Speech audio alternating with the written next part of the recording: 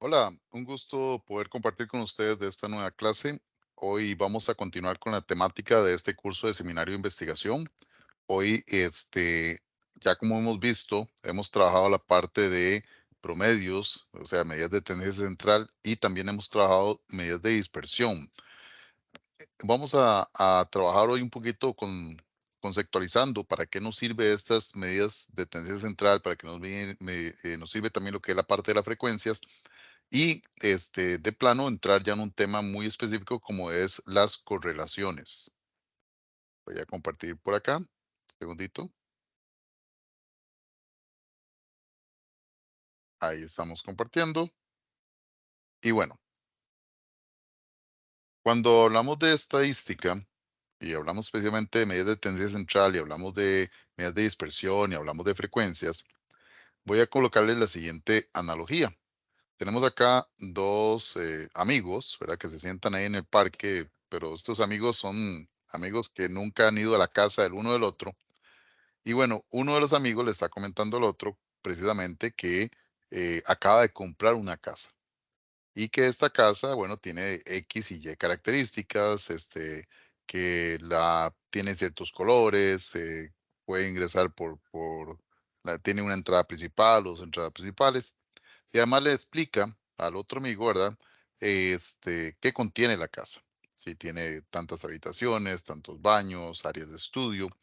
¿Qué es lo que está haciendo esta persona? Bueno, le está describiendo precisamente su casa a su amigo y su amigo, sin necesidad de estar en la casa del amigo, bueno, tiene claridad o tiene alguna idea general de cómo es la casa que acaba de comprar la persona con la cual está dialogando. Eso es lo que llamamos nosotros estadística descriptiva. Cuando nosotros hacemos una medición y una evaluación en una población específica y aplicamos ciertos instrumentos de medición, nosotros lo primero que vamos a hacer es precisamente describir los datos que hemos obtenido de esa población. Entonces, ahí donde aparecen los promedios, las desviaciones estándar, las frecuencias, precisamente para generar una descripción de lo que es esa población que estamos obteniendo, cuáles fueron los valores generales de esa población, sin entrar también en muchos detalles, simplemente estamos entrando en una descripción, precisamente como lo está haciendo esta persona que está describiendo su casa. Ahora, supongamos que este amigo ya fue en su momento a conocer la casa de su compañero y hizo un ejercicio muy interesante. Mira qué interesante, él se puso a comparar la casa de su amigo con su propia casa. Bueno, esta comparación que está haciendo, esta comparación, ¿verdad? Comparando si tengo más grande mi casa o más pequeña, si tengo más cuartos o menos cuartos, es lo que llamamos nosotros una estadística inferencial. O sea, estoy inferenciando, estoy generando un análisis un poco más profundo precisamente con las variables o con lo que estoy desarrollando. Entonces, cuando ustedes van a trabajar la estadística o van a presentar sus resultados, recuerden que van a tener dos grandes partes. Uno es la estadística descriptiva, que describe de manera general los datos obtenidos de la población en las variables medidas, y tenemos la estadística inferencial, que ya es donde vamos a profundizar con ciertos tipos de análisis paramétricos o no paramétricos. Aquí les traigo también a acotación lo siguiente. Yo podría comparar, vamos a ver, yo podría comparar una silla de oficina con un ser humano. Pues la respuesta es evidente, no, no se podría comparar porque la silla de oficina tiene sus características, es inerte, y el ser humano como tal tiene sus características y además es un ser viviente. Entonces, de plano, son dos variables totalmente diferentes. O sea, no hay comparación. Yo no puedo comparar una silla con un ser humano, pero sí podría comparar una silla de oficina contra otra silla de oficina. Aquí sí las puedo comparar y puedo ver si hay diferencias entre una y otra, porque son dos objetos, en este caso, que son similares o cuidado no, iguales. Y podría yo tener acá puntos de comparación. Podría decir, bueno, el respaldar con este respaldar es un poquito diferente, el color de uno con el color del otro, los reposabrazos son diferentes, la cantidad de rodines, la altura, etcétera, etcétera, etcétera. Pero bueno, podría yo entonces, si no puedo comparar la silla de oficina con un ser humano, lo podría relacionar. Pues sí, puedo obtener una relación entre el ser humano y la silla, ¿verdad? Porque en este caso el ser humano puede utilizar esta silla para sentarse, para descansar y puede haber una buena relación entre uno y otro. Este primer ejercicio de las dos sillas arriba es lo que vamos a llamar un ejercicio de comparación. Yo en estadística puedo hacer solo dos cosas, o puedo comparar variables o puedo correlacionar variables. Son las únicas dos acciones estadísticas que yo podría ejercer con la estadística. Puedo comparar o puedo correlacionar, ¿verdad? Y en este caso lo que tengo que tener claridad es que la única forma para poder comparar es que las variables que estoy comparando sean similares o idénticas. Y las correlaciones sí caben dos variables totalmente diferentes, pero las estoy correlacionando, no las estoy comparando. Hoy vamos a empezar a trabajar con lo que son las correlaciones, no las comparaciones que vamos a ver después. En este caso vamos a trabajar con correlaciones. Ahora, ¿qué puedo correlacionar? Vamos a ver, pensemos en el concepto de autoestima o autoimagen. Entonces, yo podría correlacionar, por ejemplo, que yo puedo tener más autoestima, más autoimagen, entre más ejercicio haga. Las personas físicamente activas tienen mejor autoimagen o las personas físicamente activas tienen peor autoimagen. Bueno, eso es parte de las correlaciones que yo podría preguntarme y tratar de evidenciar. Otra correlación con respecto a autoimagen o autoestima. Las personas que tienen mejor consumo de oxígeno tienen mejor autoimagen o las que tienen alto consumo de oxígeno tienen peor autoimagen. Bueno, es parte de los cuestionamientos. Pensemos en que si usted tiene más dinero en el banco, se va a sentir con una mejor autoimagen, se va a sentir con una mejor autoconfianza, o no necesariamente.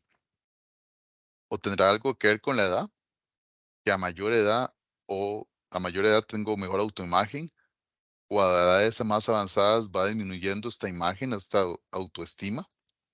Bueno, y aquí podemos seguir implementando una variabilidad de variables, valga la redundancia, que puedo correlacionar con una variable, en este caso, como es la variable de autoestima.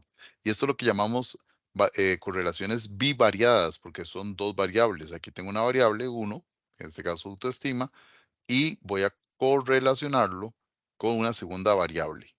Y a partir de aquí pueden nacer las diferentes hipótesis. Por ejemplo, una hipótesis nula, donde yo puedo indicar que no existe una relación entre la autoimagen y los niveles de actividad física.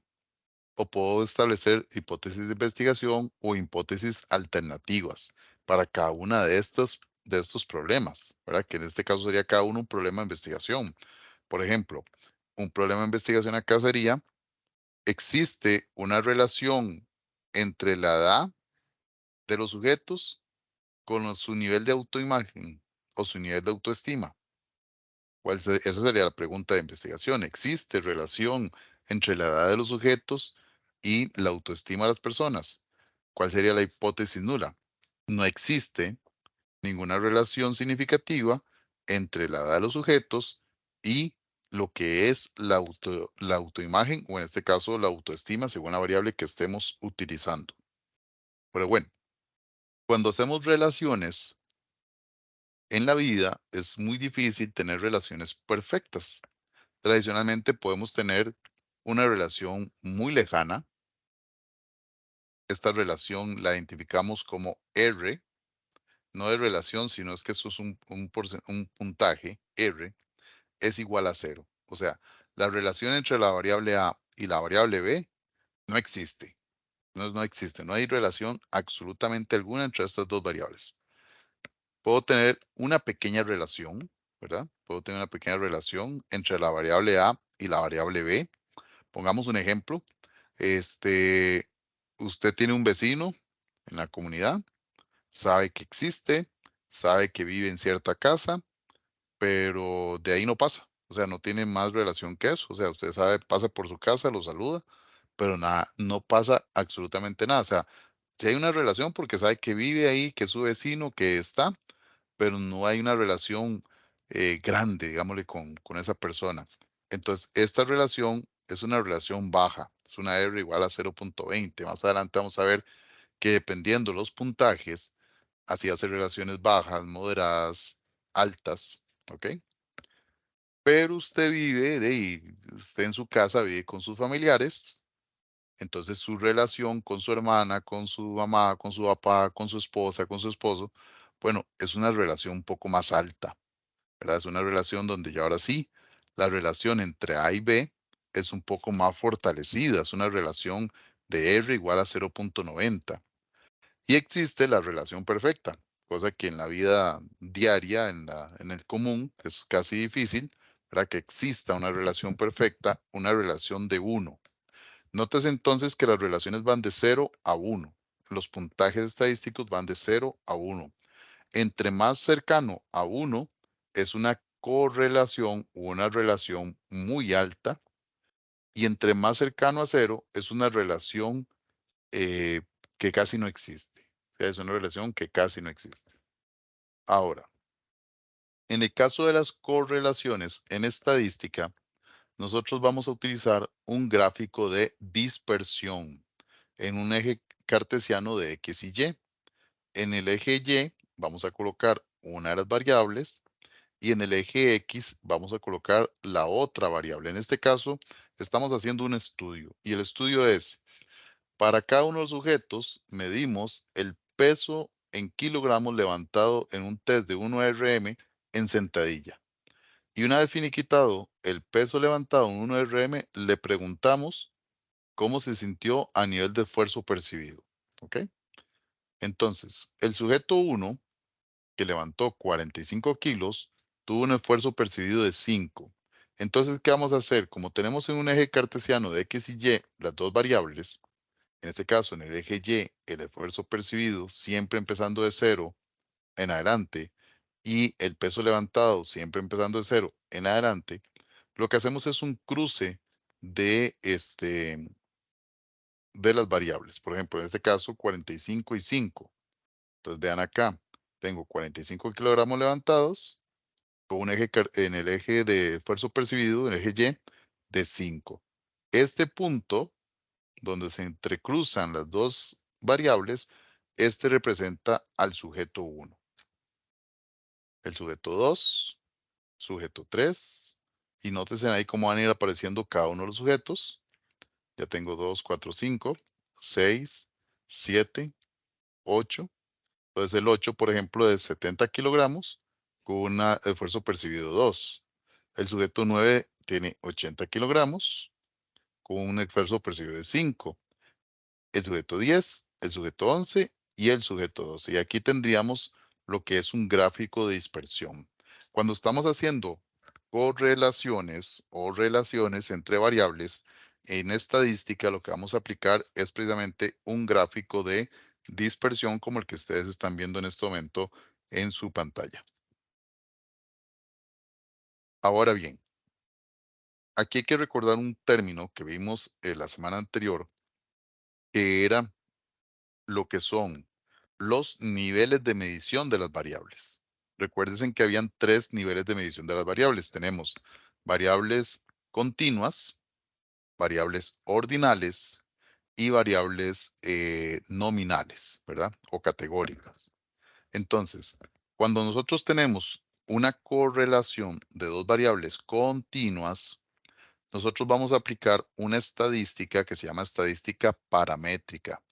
Y dentro de esta estadística paramétrica hay una ecuación que se llama ecuación de Pearson, R. Ven que aquí está la famosa R que yo les decía a ustedes al inicio. que la relación igual a cero, R es igual a cero, R igual... Bueno, en este caso, porque R no era relación, sino R representa a Pearson. Son variables continuas. Cuando usted tiene dos variables ordinales, por ejemplo, correlacionándolas, entonces ya usted no va a utilizar una estadística paramétrica, sino usted va a utilizar una estadística no paramétrica. ¿Esto qué significa? Que va a cambiar la ecuación. Ya no va a utilizar la ecuación de Pearson, sino que va a utilizar una ecuación llamada Spearman. Ya no se simboliza como R, sino RHO. Aquí es donde tenemos dos variables ordinales o una variable ordinal más una variable continua. Por eso es tan importante recordar y reforzar el concepto de el tipo de nivel de medición de la variable. Cuando usted está haciendo las mediciones de su grupo o del estudio que esté haciendo y ya usted tenga en su base de datos aquella base de datos que construimos en Excel, bien definido cuáles son variables, también usted podría agregar en una de las celdas qué tipo de nivel de medición es su variable. ¿Para qué? Para que a partir de este momento usted pueda tener claridad sobre qué tipo de ecuación usted quiere aplicar, o ecuaciones paramétricas o ecuaciones no paramétricas. Si usted tiene variables simplemente nominales, ¿ok? Nominales, utilizaría otro tipo de ecuación que se llama chi cuadrada. Y bueno, aquí también, vean, acá tengo ordinales y continuas, puedo utilizar Spearman. Solo continuas, Pearson. Ahora, cuando yo aplico correlaciones, recordemos entonces que vamos a tener gráficos de dispersión. Estos gráficos de dispersión me permiten a mí precisamente ver cómo están las correlaciones. Y en este caso, si yo tengo una correlación perfecta, porque aquí puede ser R es igual a 1, o puedo tener una correlación perfecta, R es igual a -1, porque las correlaciones van desde -1 a 1, siempre pasando por 0. Y en este caso, si me da positivo, ¿verdad? Que el símbolo aquí es positivo, más 1 en este caso, es porque entonces tengo una correlación positiva. ¿Qué significa esto? Significa que entre más se incrementa una variable en el eje Y, más incrementa en el eje X. Por ejemplo, entre más habla el profe, más sueño me produce. Entonces, eso es una correlación positiva. O entre más horas de ejercicio hago, más hambre me da, ¿verdad? Entonces, una incrementa la otra. O la correlación negativa, no es que no exista correlación, claro que sí existe, es una correlación perfecta, pero es inversamente proporcional. En este caso, la positiva es directamente proporcional. En el caso de la negativa es que es inversamente proporcional. Significa que entre más suba una, más baja la otra. Por ejemplo, entre más explica el profe, menos entiendo, ¿verdad? Entonces, eso es una correlación negativa, que a fin de cuentas es una correlación, pero ¿cómo se llama? El caso está en que te va a dar inverso, o sea, es inversamente proporcional. Por ejemplo, a mayor cantidad de ejercicio, menos sedentarismo. A mayor nivel de ejercicio, menos obesidad. O sea, es una relación que existe, pero es una relación directamente o inversamente proporcional, que en este caso es negativa. Aquí les invito a, bueno, a ir revisando este material. Les va a quedar este video precisamente para que lo puedan chequear. Cualquier consulta lo pueden dejar debajo del video también para efectos de irles contestando en el transcurso de estos días. Y bueno, aquí vamos a empezar a trabajar ahora sí un poquito la parte de estadística correlacional y vamos a ir paso a paso. El primer ejercicio que vamos a hacer es una correlación de Pearson. Y acuérdense que Pearson lo aplico cuando tengo dos variables continuas o quiero correlacionar dos variables continuas. Entonces, ¿qué vamos a hacer? Yo les voy a ir colocando acá en el video la serie de ejercicios. Yo les voy a decir en qué momento ustedes tienen que detener el video para empezar ya con su calculadora en sus hojas, empezar a hacer ya los cálculos respectivos. Después en el video mismo ustedes van a ir viendo los resultados para que puedan ir comparando e ir viendo qué hicieron bien o qué, o qué hay que corregir si fuese el caso. Aquí tenemos entonces el primer problema. Hemos medido 6 sujetos. Estos 6 sujetos les hemos medido 2 variables. ¿Cuántas horas de actividad física a la semana hacen? O sea, ¿cuántas horas de actividad física a la semana hacen de actividad física vigorosa? Y les aplicamos una prueba de Sin and Read, ¿verdad? De flexibilidad. Entonces, el sujeto 1 hace 2 horas a la semana. En este caso, 8 centímetros de flexibilidad fue lo que obtuvo. Luego, el sujeto 2 hizo 3 horas de actividad física a la semana. También tuvo 8 en puntaje de flexibilidad. Y así sucesivamente cada uno de los sujetos, ¿verdad? El sujeto 6 hizo 9 horas de actividad física a la semana o hace 9 horas de actividad física a la semana y tiene un total de 15 centímetros. Esta tablita es sumamente importante irla desarrollando para efectos después de obtener ciertos puntajes que nos va a arrojar la tabla para ir desarrollando la estadística como tal. Lo primero es recordar que este símbolo es sumatoria. Entonces, ¿qué voy a hacer? Sumatoria de X, suma acá. Sumatoria de Y, sumo todo esto. Entonces, es una sumatoria simple. 2 más 3 más 5 más 6 más 7 más 9 y pongo el resultado acá. Aquí es 8 más 10 más 12 más 13 más 15 y pongo el resultado acá. Y luego cada una de estas celdas me va a indicar precisamente la fórmula que tengo que ir aplicando. En este caso es x al cuadrado. ¿Qué significa? Que tengo que tomar x, en este caso 2, y multiplicarlo al cuadrado. En este caso por sí mismo. Entonces 2 por 2 y aquí voy a colocar el resultado. X al cuadrado, 3 por 3, 5 por 5, 6 por 6, 7 por 7, 9 por 9 y al final hago la sumatoria.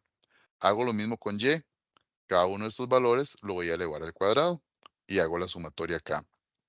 Y aquí tengo X por Y, o sea, multiplico 2 por 8 y aquí tengo en este caso el resultado de 2 por 8. 3 por 8 y tengo el resultado de 3 por 8 y así sucesivamente y hago la sumatoria de X por Y. Entonces, mi recomendación es, póngale pausa al video, ejecute estas fórmulas, ejecute toda esta práctica y una vez que ya usted tenga bien listo ya todo su cuadro, dele play al video para proseguir con el video y observar los resultados y ver si efectivamente están correctos. Entonces, dale pausa y cuando ya tenga listo su tabla, continúa con la explicación.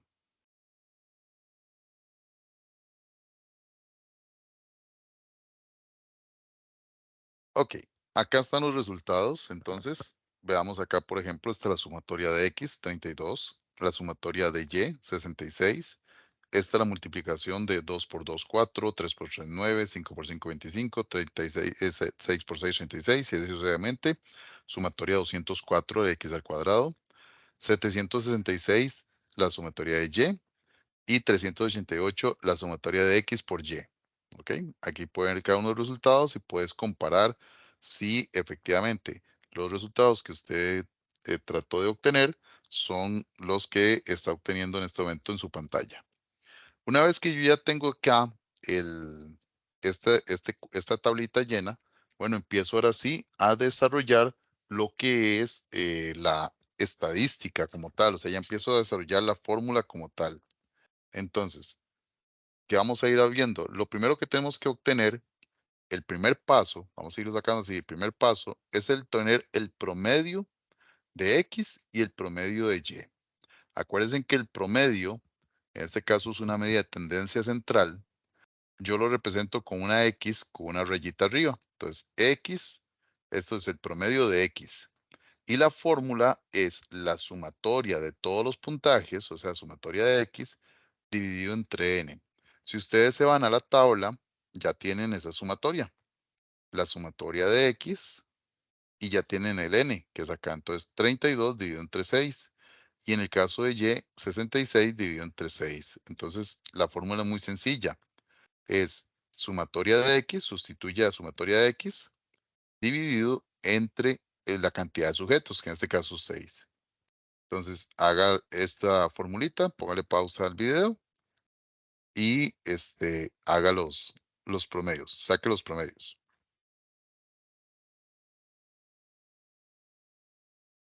Ya una vez obtenidos los promedios, son estos. Entonces 32 dividido entre 6 y 66 dividido entre 6. Y aquí están los promedios. Promedios de X y promedio de Y.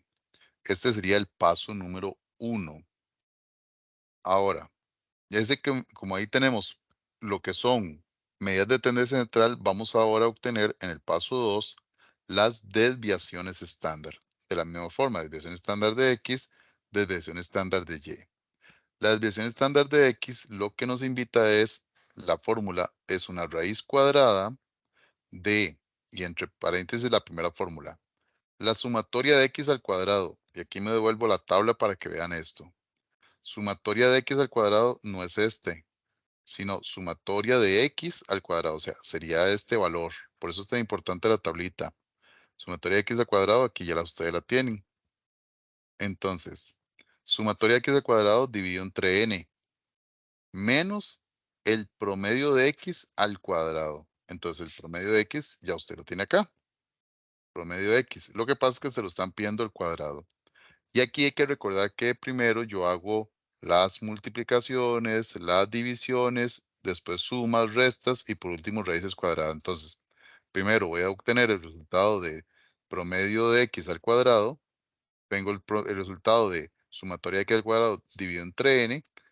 El resultado de este se lo voy a restar al resultado de este otro. Y después continúo ya cuando hago esta resta, hago la raíz cuadrada. Y ustedes lo pueden ir viendo o lo pueden ir desarrollando ya también con las versiones estándar de X y las versiones estándar de Y. De igual forma, coloca pausa, hace este ejercicio y una vez que tenga el resultado, continúa el video.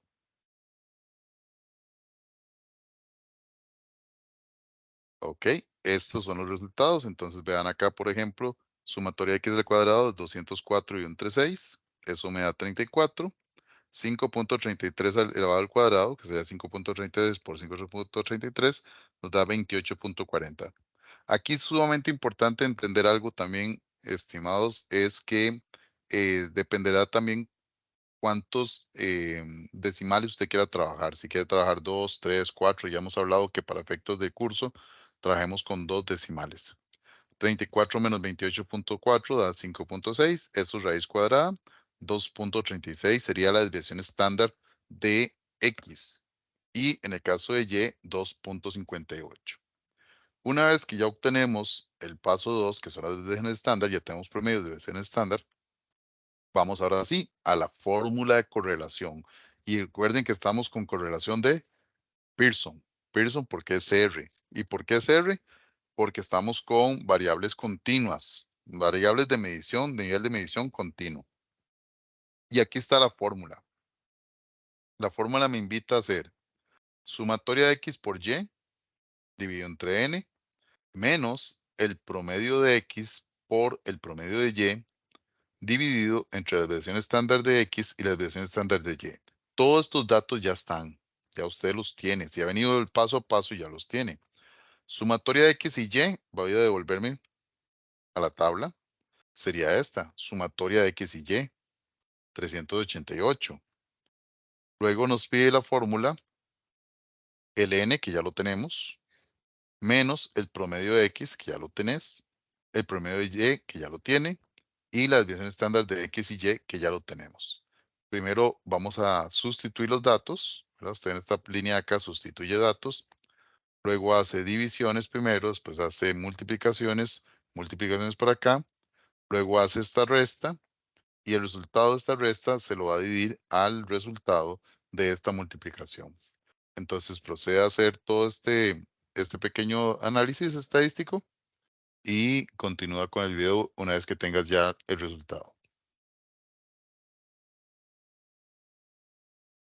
Aquí está el resultado. Entonces 388 dividido entre 6 menos 5.33 por 11 dividido entre 2.36 por 2.58. Primero hago esta multiplicación, 6.08. Hago esta otra multiplicación, 58.53, y hago esta otra división que nos da 64.67. Luego 64.67 se lo resto a 58.53, que me da 6.04. Y esto se lo divido a 6.08. Me da un R de 0.99. Entonces, acuérdense que las correlaciones va de 0 a 1 o de -1 a 0. En este caso, entre más cercano a 1, significa que es una correlación muy alta. Y para eso es que vamos al paso 4, que es la interpretación, y es tener esta tablita. Entonces, en esta tablita, ustedes van a ver acá que cuando el resultado de R va de 0 a 0.19, podemos indicar que no existe relación alguna. Cuando las relaciones o el puntaje va de 0.20 a 0.39, es una correlación baja. Cuando va de 0.40 a 0.59, es una correlación moderada. Cuando es de 0.60 a 0.79, un moderadamente alto. Y cuando la correlación da 0.8 a 1, es una relación alta, altísima, ¿verdad? Y si es 1, es perfecta. Entonces, en nuestro caso, que nos está dando una correlación de 0.99, y recuerden que estamos correlacionando lo que son niveles de la cantidad de horas de actividad física a la semana, y lo estamos relacionando al puntaje obtenido, en este caso, de de flexibilidad en una prueba como el Sin and Read. Ahora, vamos a ver algo que se llama el valor crítico de R. Y para eso vamos a utilizar algo que se llama la campana de Gauss. La campana de Gauss es una explicación muy básica de decirnos que el puntaje o la normalidad de los puntajes de las poblaciones se concentran en un 90% entre muy cercano al promedio. Esta línea de acá sería el promedio. ¿Ok? Es como lo que hablábamos nosotros, la línea central. Entonces, ¿qué pasa? ¿Qué nos dice la campana de Gauss? Que vamos a tener gente que anda siempre muy cercana. Un 90% de los puntajes de las poblaciones andan cerca del promedio. Un 5% de la población va a estar por debajo de este promedio y otro 5% por encima del promedio. Si ustedes denotan acá, por ejemplo, en la campana de Gauss, esta línea de acá no llega a finiquitar acá, sino que es continua. Este es un tipo de campana que llamamos campana de dos colas, de dos colas. ¿Por qué dos colas? Porque nos da la oportunidad de saber de que nosotros tenemos posibilidad de cometer margen de errores cuando estamos generando estadística. En ciencias sociales, como la nuestra, el margen de error aceptable es de un 5%. Entonces, ¿qué quiere decir esto? Que si este fuera el curso o las notas del curso, lo que me dice la campana de Gauss es que el 90% de ustedes va a obtener una nota muy cercana al promedio y va a pasar el curso. Un 5% de ustedes va a pasar de forma excepcional el curso. Y hay una probabilidad de un 5% de ustedes que se quede en el curso. Eso sería un comportamiento normal de la muestra. Y esto es lo que se da en el campo. Digamos, cuando hacemos un test de campo, una prueba como la milla, la Cooper, cuando medimos el Sin and Read, es muy, muy, muy normal trabajar con dos colas. Pero si trabajamos a nivel de laboratorio, donde podemos controlar absolutamente todo, ¿verdad? Muchas de las variables, y saber que no podemos, que vamos a contar con menos sesgos de la información, bueno, trabajamos con una cola. ¿Ok? Esto lo que hace es reducir las probabilidades de margen de error. Por ejemplo, en los estudios médicos se trabaja con una cola y se trabaja con un margen de error no del 5%, sino del 0.01%. ¿Por qué? Porque son vidas humanas lo que se está corriendo riesgo. En ciencias como nuestras, bueno, nosotros sí nos podemos dar el lujo, por decirlo así, de aumentar un poquito nuestro margen de error. Entonces, aquí ustedes lo ven por acá. Este es el promedio que hemos venido hablando, medida tendencia central. Y la desviación estándar es qué tanto se alejan sus puntajes del promedio, ¿verdad? Cuando sabemos que entonces dentro de la campana de Gauss, toda la parte de promedio está por ahí. Toda la población tiene un 90% de la población está cercana al promedio. Entonces vean acá, 90% de la población está, o 90% de los puntajes están en una zona de aceptación y tengo márgenes de error, ¿verdad? De un 5%. Entonces, ¿qué pasa? Nosotros cuando vamos a ver el valor crítico de R, yo les voy a pasar por Teams una tabla que es esta, que es el valor crítico de R para el coeficiente de correlación de Pearson. Entonces, en esta tabla, ustedes lo que van a ver acá, lo primero que hay que sacar es en esta columna la GL, o sea, los grados de libertad. Para poder obtener los grados de libertad, la fórmula es muy sencilla, n-1. En este caso, 6 sujetos menos 1 nos dan unos grados de libertad de 5. Buscamos 5, voy a ampliar un poquito por acá. Buscamos 5 y aquí viene algo interesante, nivel de significancia, 0.05 y 0.01. ¿Para qué les expliqué lo de la campana de Gauss? Bueno, porque ya les dije a ustedes que el margen de error permitido en ciencias sociales es de 0.0, es el 5%. Si usted multiplica 0.05 por 100, le va a dar 5%. O sea, esta es la que vamos a utilizar nosotros. Si usted estuviera haciendo un estudio médico, posiblemente va a utilizar el 0.01 en nivel de significancia. Entonces, lo que hacemos aquí buscar es, primera instancia, es a nivel de grado de libertad, el nivel de significancia o el valor crítico de R, lo que llamamos la T-tabla, que en este caso nos da 0.754. ¿Y ahora qué pasa? Que tengo dos valores. Tengo el R calculado, que fue el que sacamos con la fórmula, 0.99, y tengo el valor crítico de R, que es 0.75 en un nivel de significancia 0.05. Si mi valor calculado, si mi R calculada es superior a mi R tabla, lo que me está diciendo es que tengo una correlación significativa, o sea, tengo una correlación muy, muy alta. Ya vimos que tiene una buena correlación, pero además es una correlación significativa. Si hubiese obtenido un R por debajo del valor crítico, lo que me dice es que mi correlación no es significativa. Pero en este caso, me está dando una correlación significativa. Entonces aquí no hay ningún problema. ¿Qué sería el último paso? El paso 6. Bueno, sería generar ahora sí el gráfico, ¿verdad? El gráfico de dispersión, donde en este eje cartesiano X y Y tengo en una de los ejes el grado de flexibilidad, que fue lo que medimos, y en otro la cantidad de horas de actividad física a la semana. Y vamos colocando los diversos puntitos de las personas que participaron del estudio. Aquí tengo los 6 sujetos y nótese cómo estos puntitos van casi que alineados de forma creciente. Y entonces yo en los gráficos de dispersión, y por ejemplo en Excel, yo le puedo decir que me haga una línea de tendencia. Y la línea de tendencia es esto. Es una línea recta que me ejemplifica cuál es la tendencia de mis puntajes. En este caso es una relación directamente proporcional, positiva, ¿verdad? Donde a mayor cantidad de horas, mayor flexibilidad de los sujetos.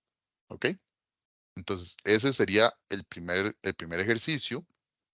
Vamos a ir con un segundo ejercicio igual de Pearson. Acuérdense que Pearson es una correlación de variables continuas. Entonces, ahí para que lo tengan en primera instancia muy claro, ¿verdad? Tenemos correlación de Pearson. Y este es el problema que traemos a cotación con una correlación de Pearson. Vamos a medir 12 sujetos. Estos 12 sujetos les vamos a medir dos variables. Uno es el nivel de actividad física medidos en MEP minutos semana, que sería nuestra variable X. Aquí está el sujeto 1 con 1500 MEP minutos semana y así sucesivamente. Y vamos a medir el consumo máximo de oxígeno de forma relativa en mililitros kilogramo minuto. ¿Cuál sería la hipótesis? Que a mayor cantidad de nivel de actividad física, mejor consumo de oxígeno, mejor capacidad cardiorrespiratoria. Entonces, aquí ustedes este, ya ustedes pueden ver, por ejemplo, acá. Entonces, recuerden que primero hacemos la sumatoria de X, sumatoria de Y. Tenemos que obtener el X al cuadrado, o sea, 1500 por 1500, 45 por 45 en Y, y la multiplicación de X por Y, y después la sumatoria de cada uno de ellos. Entonces, aquí la misma recomendación. Denle pausa al video y empiecen a trabajar con esta tablita.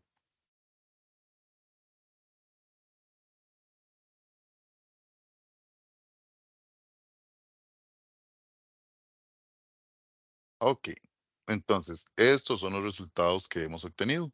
Ven que son datos muy, muy, muy grandes, ¿ok? Datos enormes, ¿ok? Pero, bueno, datos al fin, datos al fin. Una vez que tenemos la tablita, entonces vamos, ahora sí, planteemos las hipótesis.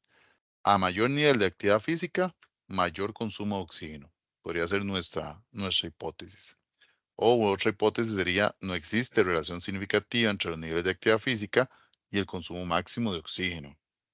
O bien, existe una relación significativa entre los niveles de actividad física y el consumo máximo de oxígeno en la cantidad de minutos por semana con respecto a este, lo que es el consumo máximo de oxígeno. Vamos con los pasos. Paso uno, hay que obtener el promedio de X y hay que obtener el promedio de Y.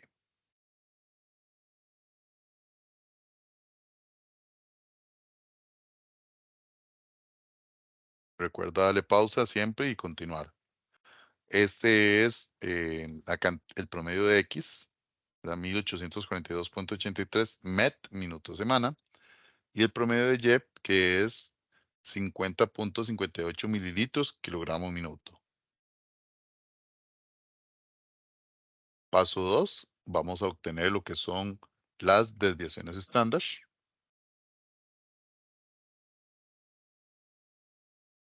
Igual, dale pausa y obtén esas desviaciones estándar.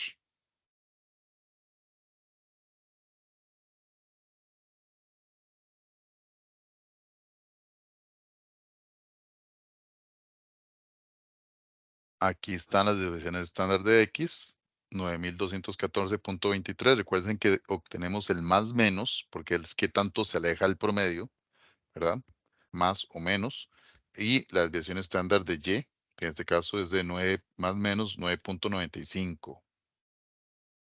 Paso 3, vamos con la fórmula de correlación. Igual, da pausa y resuelve esta fórmula.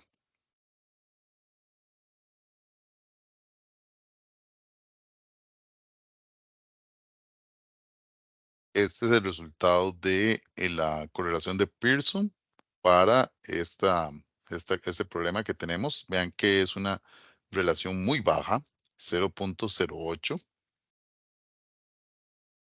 Y si nos vamos a la interpretación, en teoría no existe relación alguna. Si nos vamos al valor crítico, en este caso n-1, lo obtenemos, el valor de n-1. Van a ver también, van a obtener ese valor crítico. Pueden sacar su valor crítico. Recuerden que utilizamos el nivel de significancia de 0.05.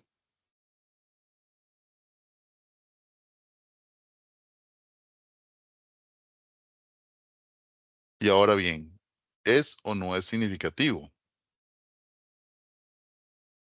Bueno, en este caso sabemos por el valor obtenido que no es significativo. Entonces, ¿qué pasa con el gráfico? ¿Se hace o no se hace?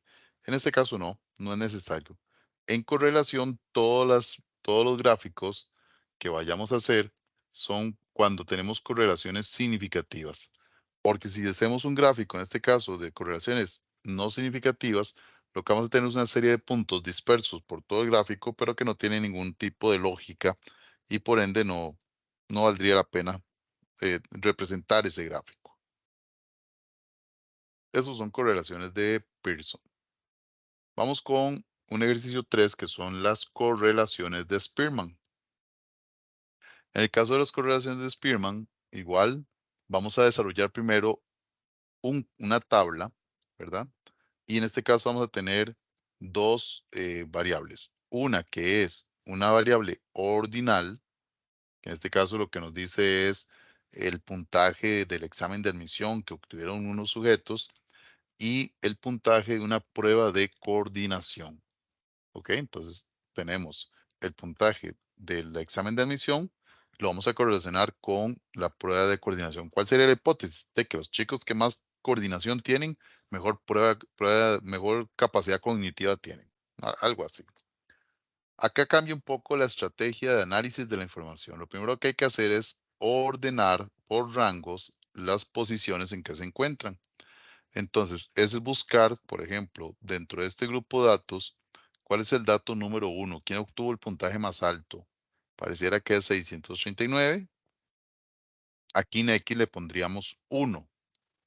Y luego el segundo lugar sería 600, el tercer lugar tal, el cuarto, quinto, sexto, hasta el décimo. Y de igual forma lo hacemos con Y. Buscamos quién es el primero, el segundo, el tercero, etcétera, etcétera. Una vez que ya tenemos estos puntajes, entonces vamos a obtener la diferencia. ¿Cuál es la diferencia? Por ejemplo, si X quedó de sexto lugar, por dar un ejemplo, de sexto lugar en, en el examen de admisión con relación a los 10 sujetos y quedó de tercer lugar en la prueba de coordinación, entonces lo que hago es 6 menos 3 da 3. O si hubiera sido al revés, quedó de tercero acá y quedó de sexto acá, 3 menos 6 da menos 3. Siempre tengo que respetar ese más, menos y tengo que ubicar el símbolo. ¿Qué hago en del cuadrado? Del cuadrado es, obtengo el puntaje de, ya sea más o menos, en este caso menos 3, y lo elevo al cuadrado. Menos 3 por menos 3 nos da tanto. Da positivo porque menos por menos da más. Y al final lo que hago es una suma de estas columnas. Entonces, dele pausa al video para que pueda ver, pueda hacer este ejercicio, por favor.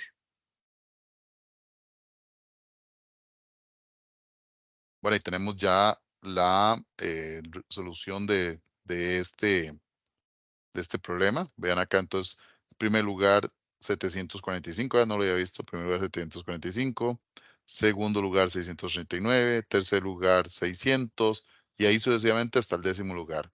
De igual forma se hizo con los valores de coordinación, se obtuvo la diferencia y se multiplicó al cuadrado. Así sucesivamente para poder obtener las sumatorias de cada uno de los valores. Y vamos igual. Primer paso, hipótesis. ¿Cuál sería la hipótesis? Bueno, que a mayor prueba, mayor puntaje de coordinación, mejor capacidad cognitiva, por ejemplo. Esa sería una hipótesis. Y usted puede plantear las hipótesis que usted considere correspondientes o necesarias.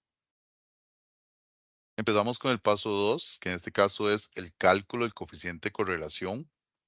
En este caso utilizamos la siguiente fórmula: 1 menos 6 multiplicado por la sumatoria de d al cuadrado dividido entre n multiplicado por el resultado de n al cuadrado menos 1. Entonces recuerden que acá es una cuestión de sustituir datos. Ya la sumatoria del cuadrado lo tiene, ya n lo tiene. Entonces primero va, en este caso, lo que está entre paréntesis, las multiplicaciones, y va desarrollando la fórmula.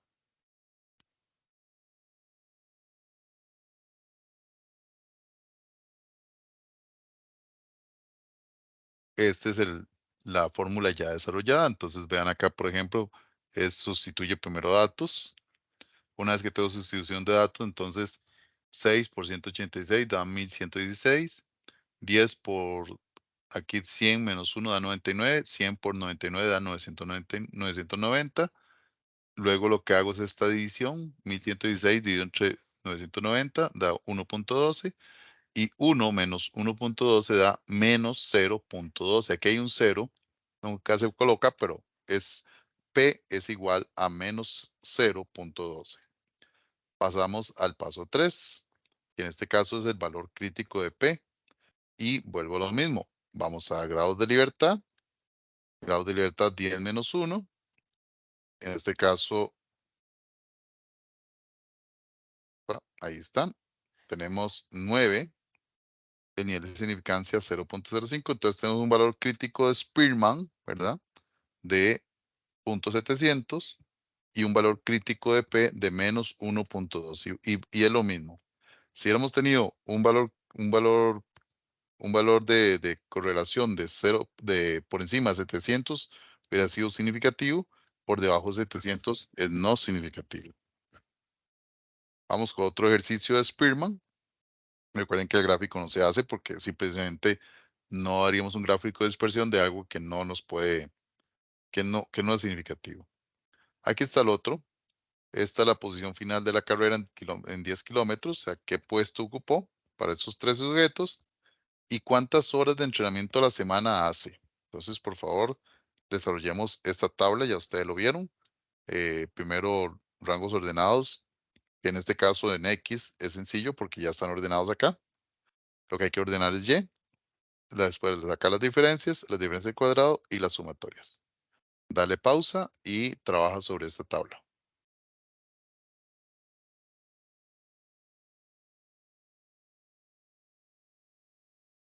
Ok, en este no tengo los resultados para acá, eso lo podemos ver después en clase. Ahí ustedes pueden sacar sus hipótesis.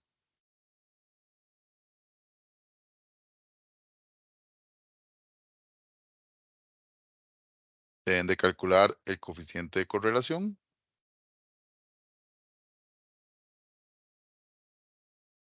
obtener el valor crítico de P y hacer ya después el gráfico si fuese necesario.